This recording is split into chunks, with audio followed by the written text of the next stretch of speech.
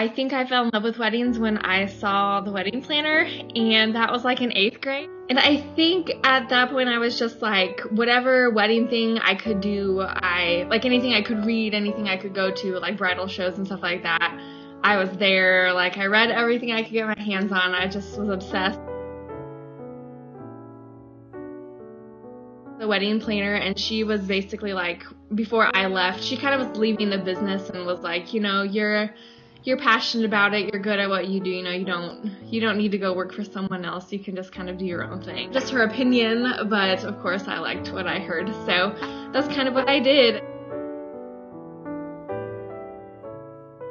We just kind of started Wedding Fanatic as mostly an experiment.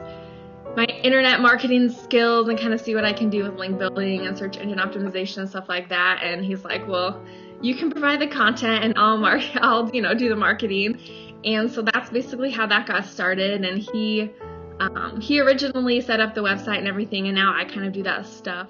I'm working on gownstudio.com, which is a custom wedding dress business. And I have suppliers. I can sew and all that fun stuff, but I do not personally make the dresses. And so I basically connect with brides who are looking for dresses, and we sketch them out, or they can send me pictures, whatever.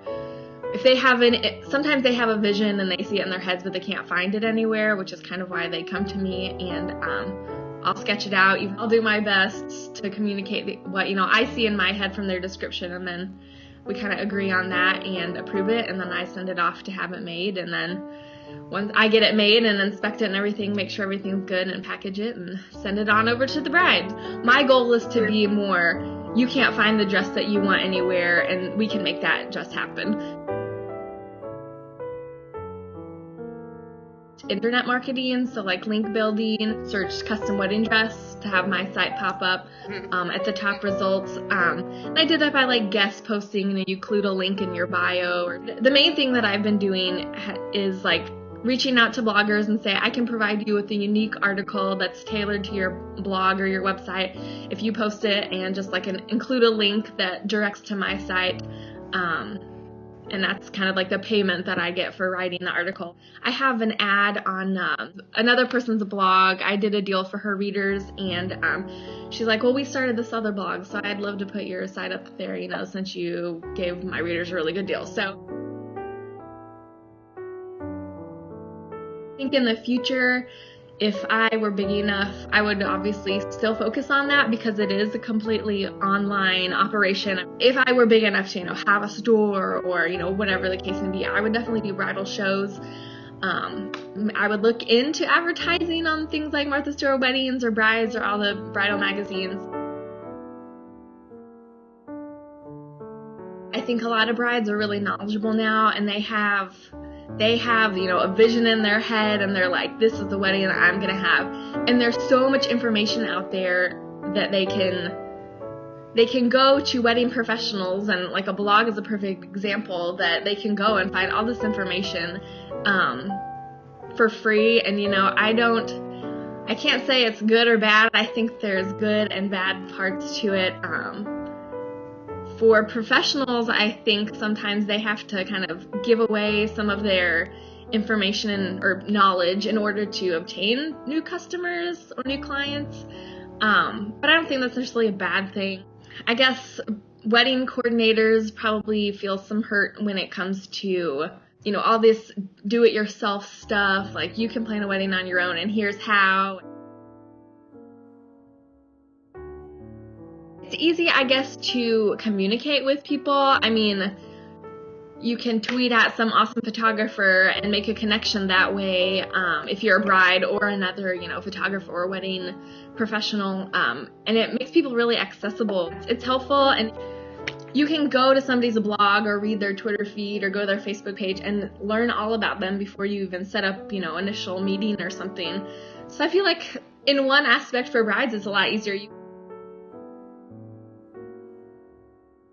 And a lot of word of mouth marketing, which is like probably the best sort of marketing that a wedding vendor specifically could use, because you have these clients, and when they love you and they love your work, they want to tell people about you. And a lot of times, girls will get married and they're all kind of around the same age. So they ask each other, who did you use for your photographer? Where'd you get your cake? And, if a vendor is really loved by a bride, she'll definitely recommend them. And I think social media plays a little part in that too, because you can connect with, like my photographer is on Twitter, and like I still tweet at him, and he would share pictures of our wedding, and like I retweet that because I think it's really cool because it's my wedding. And then for him, that's another way of advertising, because I'm saying, oh, look at this awesome job that this photographer did. Clearly I like his work, and I'm, telling that to all my Twitter followers. It's really powerful too. Someone saying, I adore your product or your brand or whatever. And so yeah, I would definitely say using Facebook and Twitter have become really powerful. Being able to see someone's work before you have to like hunt them down and talk to them and invest time in it, I think is so important. And for people who do really good work, I mean, why not put it out there for people to see? So I would definitely say, yeah, having an online presence is a must, since so much of, I think, wedding research is done online. I mean, magazines are still, out there floating around. I used to subscribe to like all of them, and I don't even do that anymore because I can find stuff on brides.com for the kind of things that they publish in their magazines, and so I really have no need for the magazine. A lot of it comes from image, which online presence can have a big part in.